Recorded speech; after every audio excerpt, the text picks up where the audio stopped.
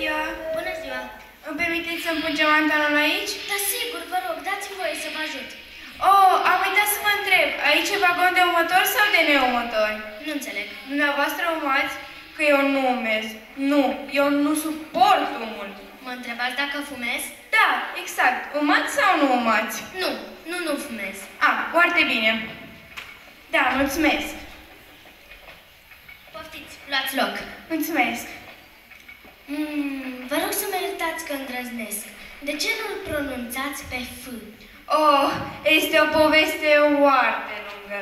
Dar până la Tecuci, unde am să cobor, am să vă povestesc. Iți atent, este fenomenală. Numai ochi și urechi. M-am născut la Îlciu. Noroc. Nu, că n-am strănutat. Am pronunțat doar numele urbei natale. Îlciu. Fălciu. Da, exact. Tatăl meu era actor. La ce te-ați jucat? Că și eu sunt actor. Nu la teatru, la poștă. Era actor amator în echipa poștei? Nu, era actor poștal. Împărțea scrisori. Factor poștal. Da, iar mama lucra la o mălărie. Vindea oale. Nu, vindea lor. Elde lor. Rumoase, parumate, trandairi, garoaie, gușe, rici. Elde lor.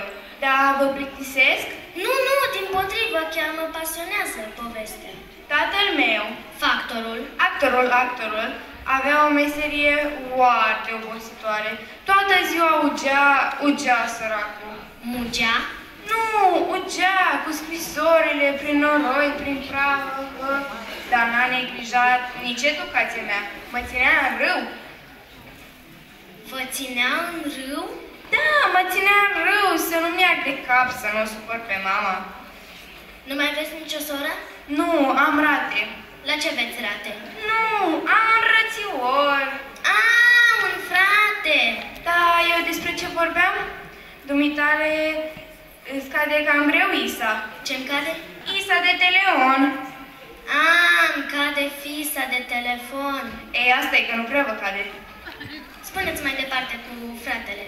Într-o zi, bunicul a venit la mine să-l ia la el să-l învețe o meserie, știți? Pentru că el avea o rizerie. O rizerie? Da, o rizerie. Rizerie. Rizerie de ras, tuns, rizat. Frizerie! Da, numai că el nu s-a făcut rizer, s-a făcut cu aur de doamne. Înțeleg, ondulații permanente.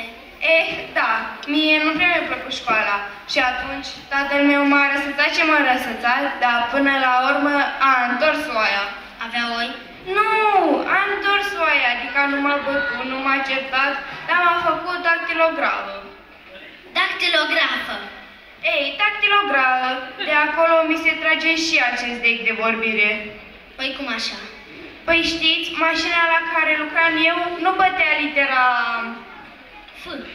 Da, și în loc de armacie bătea armacie, în loc de ereastră bătea ereastră, în loc de șuș bătea șuș. Și am făcut un relax. Ce relax? Un relax ca câinele acela care îi se ăcea oameni la oră X. Reflex condiționat. Da, de ăsta am făcut și eu. Și nu v-ați răzbunat pe mecanicul de întreținere?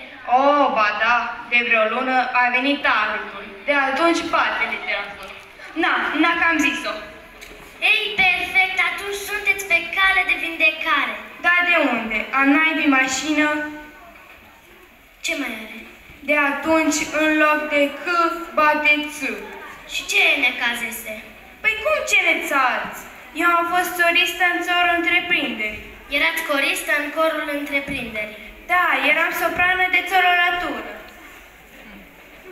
Dar acum nu mai sunt. V-ați pierdut vocea. Nu, dar m-au pus să țânt țântecul acela, țuțu. Știu, țuțulică, țuțu.